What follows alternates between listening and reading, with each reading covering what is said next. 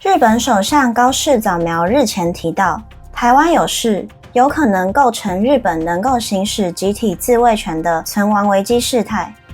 一番挺台發言引發中國跳腳，北京祭出旅日禁令、經濟脅迫、軍事恫嚇、假訊息等等一系列的制裁，持續對日本施壓，要求高市早苗收回言論。沒想到，中國一連串的動作對日本絲毫不構成威脅，反而讓日本更團結，對於高市早苗在國防上強硬的立場表示肯定。國安人士分析，北京在這次事件中誤判了美日局勢以外，也忽略台海之於印太各方重要性。這場風波也把台獨會引發戰爭這句恐嚇台灣人的話徹底變成了一個笑話。你認為台獨會引起兩岸戰爭嗎？如果你真的這樣想，我要告訴你，你被騙了。什麼是台獨？簡單講，台獨就是台灣獨立於中國之外，兩國互不隸屬，這是已經存在超過74年的事實和現狀。什麼是反對台獨呢？就是要破壞現狀，讓台灣被吞併，讓台灣人失去民主自由，那才會引起戰爭。所以說，中共整天恐嚇我們說搞台獨會打仗，這套邏輯根本是歐北共。台灣人如果不搞台獨，兩岸就不會發生戰爭嗎？中共從來沒有說過，你們不搞台獨，我們就不會攻打你們。習近平一再強調，統一一定要完成，不能無限期拖延。中共也白紙黑字寫着，只要和平統一的可能性消失，就動武。甚至各國智庫都警告，習近平已經要求軍方在2027年做好入侵台灣的準備。既然不管搞不搞台獨，中共都要打，那為什麼還要天天恐嚇我們不可以搞台獨？答案很簡單，因為中共害怕台灣人搞台獨。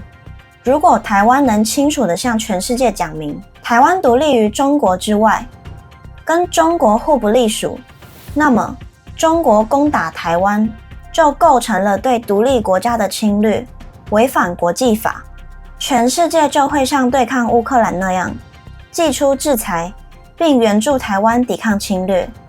反過來說，如果台灣不是獨立的，是中國的一部分，那麼中共攻打台灣就變成他的內政問題，國際社會愛莫能助，只能眼睜睜看着台灣人被關起來隨便打、隨便殺。西藏、新疆、香港的情況就是最痛的例子。簡單的說，台灣越努力講出互不隸屬的真相，中共攻打台灣的難度就越高。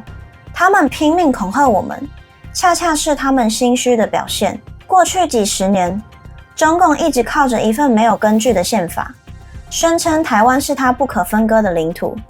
從國際法來看，這根本是偽造文書，是對全世界的詐騙。而這種詐騙需要一些在台灣的中共同路人配合才能成功。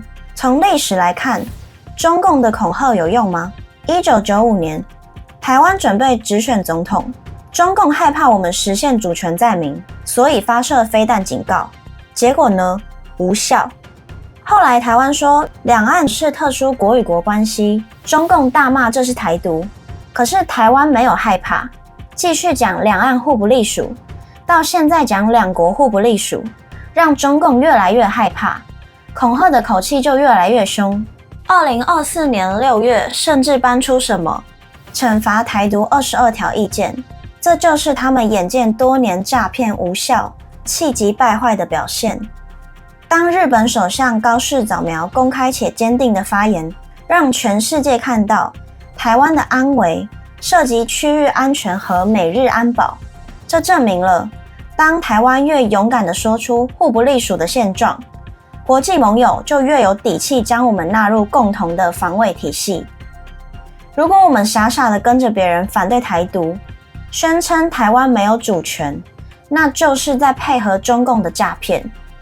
雖然有很多配合中共反台獨的台灣人都得到了中共的酬勞，但如果你沒有從中共那裡拿到好處，卻傻傻的跟着別人反對台獨，那你就是自己被賣了，還幫人數錢。台獨不是戰爭的引爆點，它是我們獲得國際援助、確保國家安全的唯一防護罩。